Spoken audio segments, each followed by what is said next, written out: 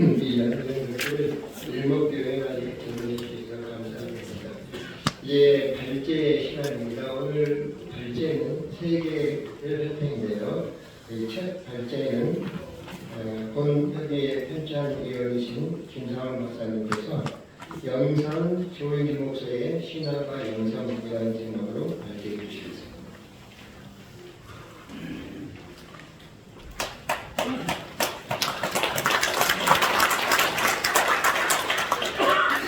반갑습니다. 저는 조영기 목사님의 제자 중에 한 사람으로서 오늘 이 자리에 정말 귀하신 목사님들, 우리 주의 귀하신 종들과 함께 또 제가 평소에 존경하는 우리 성석 목사님과 함께 우리 영상 조영기 목사님의 신앙과 영성에 대해서 참 알려주시는 것을 감사하게 생각합니다. 우리가 하나님의 말씀에 보면 요수아 1장 7절에 보면 하나님께서 모세가 죽고 난 다음에 요수아에게 말씀하시기를 나의 종 모세가 죽었으니 너는 나의 종 모세가 내게 명한 율법을 다 지켜내라. 그리하면 너가 그대로 가든지 동하리라. 그렇게 말씀하셨습니다. 나는 요수아 1장 7절 말씀을 읽고 평소에는 요수아 1장 말씀이 가나고 담대하라 그것만 있는 줄 알았는데 성령께서 제 마음속에 강력하게 깨달아 주셨습니다. 왜 하나님께서 요수아에게 모세가 죽었으니 요수아에는 내가 너에게 명한 율법을 다 지켜라 그렇게 말씀하지 않으시고 나의 종 모세가 죽었지만은 그러나 내 종 모세가 요수아 너에게 명한 율법을 다 지켜야 해라 그렇게 말씀을 드렸습니다. 그리고 요수아서에 보면은 요수아는 하나님이 자기한테 명한 율법을 다 지켜 행했다 그렇게 말하지 않습니다.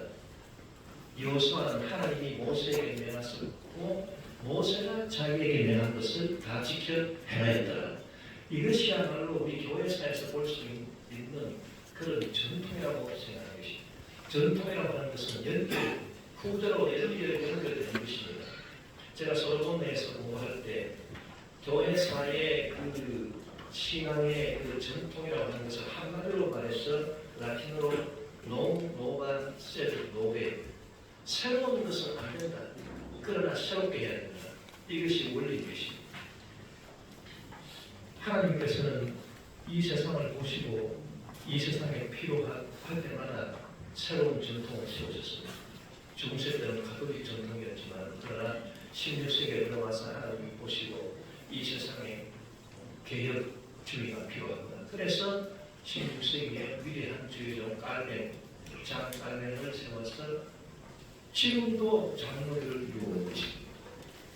그래서 장로교는 장 깔멘의 신학을 그대로 받아들이고 그걸 새롭게 할 뿐이지 그 장로교 신학 외에 새로운 것을 도입할 수가 없습니다. 또 하나님께서 일찍이 마틴 루터, 장 깔멘보다 앞서서 마틴 루터를 세워서 지금도 루터교가 존재하고 있지 않습니까? 또 장 웨슬레를 세워서 지금도 감리교가 존재하고 있습니다. 그건 뭐냐면 다 그 각 교파마다 각 교파 전통에 따라서 새로운 것을 만든다. 그러나 새롭게 하는 것입니다. 그래서 루터는 루터주의 외에 다른 것을 받아들이지 않고 그러나 루터주의를 새롭게 하고 장로교는 장로교 외에 다른 것을 받아들이지 않지만 장로교를 새롭게 하고 감리교는 감리교 웨슬레주의 외에 다른 새 것을 받아들이지 않지만 그러나 감리교 그 세상을 새롭게 하고 그렇게 해야 교회가 발전하고 기독교 역사가 발전하는 것입니다. 마찬가지로 하나님께서 이 세상을 보시고 20세기에 들어와서 성령운동이 그 무엇보다도 필요하다라고 하는 것을 하나님은 생각하시고 조영기 목사님을 세워서 오순절에 가장 위대한 부흥의 선구주자가 되게 하신 것입니다. 그렇기 때문에 우리는 조영기 목사님의 제자로서 우리가 해야 될 것은 조영기 목사님이 말씀했던 삼중축복, 오중복음, 4차원의 영성 그 외에 다른 세 것은 우리에게 필요하지 않습니다. 그러나 오늘날 우리에게 필요한 것은 우리가 삼중축복, 오중복음, 4차원의 영성을 어떻게 새롭게 해서 새롭게 해서 계속 발전시켜 나가야 될 것입니다. 여기에 달려있다고 생각하는 것입니다. 우리가 성경에 보면은 또 엘리야와 엘리사의 관계가 나오는데 엘리사는 끝까지 엘리야를 따라갔습니다. 길가에서 내려가고 도단에서 여리고에서 요단을 건너기까지 했습니다. 요단을 건너가라고 하는 것은 죽음 이후까지 따라간다는 영적 의미가 있는 것입니다. 요단을 건너간 다음에 엘리야가 하늘로 올라갔는데 엘리야의 몸에서 겉옷이 떨어졌습니다. 엘리사는 그 겉옷을 주워가지고 자기의 겉옷을 뿔로 찢었습니다. 그것은 뭐냐면 자기 분야는 없다. 나는 엘리야 스승님의 분야를 가지고 계속 주의 일을 할 것이다. 그 의미입니다. 그리고 요단강을 건너오면서 요단강을 이리저리 치면서 엘리야가 성천했으니 이제 엘리사의 하나님 나의 하나님 어디 계시니까 그것이 아니고 엘리야의 하나님 엘리야의 하나님 당신은 어디 계십니까? 그러니까 요단강이 쩍쩍 갈라지고 기적이 일어난 것입니다. 우리는 조용히 목사님의 제자로서 우리는 조용히 목사님이 역사했던 하나님 지금 어디 계십니까? 그렇게 우리가 순복음이 목회를 해야 목회가 행동하게 되고 하나님의 기적이 일어난다는 것을 이 성경이 우리에게 가르치고 있는 것입니다. 이런 의미에서 오늘 우리 영산 정일 목사님의 신앙과 영성, 삼중축복, 오중복, 사참의 영성을 우리가 평범하게 성경 공부 차원에서 얘기하는 정도를 벗어나서 신학적으로 정립하고 이것을 우리가 연구하고 발전시켜 나가는 것은 주님 오시는 그날까지 우리 기독교 교회의 역사에 있어서 아주 절실히 필요한 것이다. 그렇게 저는 생각하는 것입니다. 먼저 제가 말씀드리고 싶은 것은 우리가 그 무엇이든지 신학을 세우려고 할 때 중요한 방법론이 현상학적이고 해석학적이라는 것입니다. 인식론적인 방법이 아닙니다.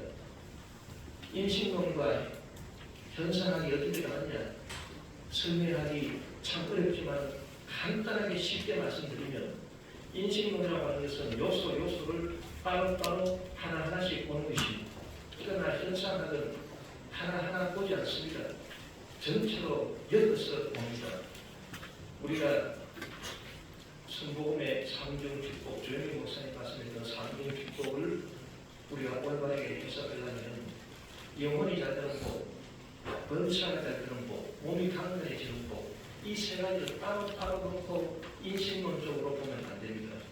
그래서 뭐 영혼이 잘 되는 복 이런 복이다, 번차가 잘 되는 복 이런 복이다, 뭐 몸이 강건한 복 이런 복이다, 그런 식으로 얘기해서 안 되고 이 세 가지를 통으로 전체적으로 현상적으로 봐야 되는데 이 세 가지 복 가운데 가장 중심적인 복이 영혼이 잘 되는 복이십니다.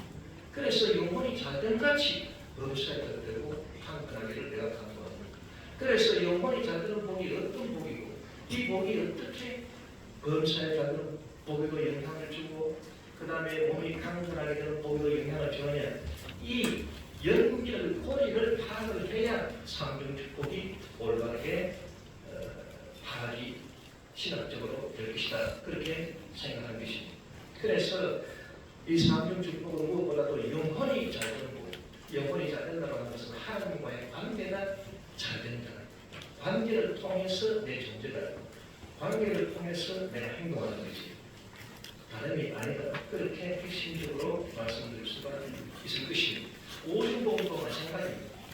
오중복음도 인식론적으로 오중복음을 연구한다면 뭐 중생의 복음, 그 다음에 성령 충만의 복음, 그 다음에 신비의 복음, 그 다음에 축복의 복음, 그 다음에 재림의 복음 이런 걸 하나하나 띄어가지고서 중생의 복음 이런 것이 뭐 성령 충만의 복음 이런 것이고 그 다음에 신유의 복음 이런 것이고 재림의 복음 이런 것이고 그렇게 할 것입니다.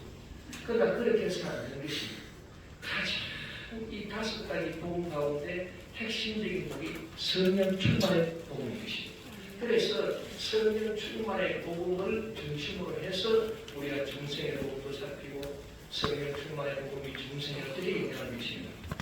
그 다음에 성령 충만의 복음이 어떻게 신유에도 영향을 미치느냐, 어떻게 축복에도 영향을 미치느냐, 어떻게 재림에도 영향을 미치느냐 이렇게 모든 것을 연결시켜서 전체적으로 파악할 수 있어야 오중복음이 제대로 파악이 되는 것입니다.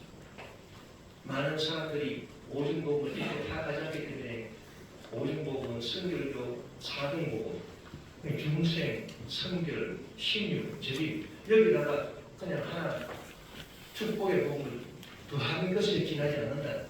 그렇게 말하는데 그것은 아주 그것은 부족한 이해라고 생각을 하는 것입니다. 왜냐하면 성결교의 그 성결 복음, 거기는 능력이 들어가지 않습니다. 그러나 우리 성복음에서 말하는 오중복음의 성령 충만의 복음은 성결도 들어가지만 그러나 성령 충만 받아서 능력을 발휘한다는 능력도 들어가 있는 것입니다.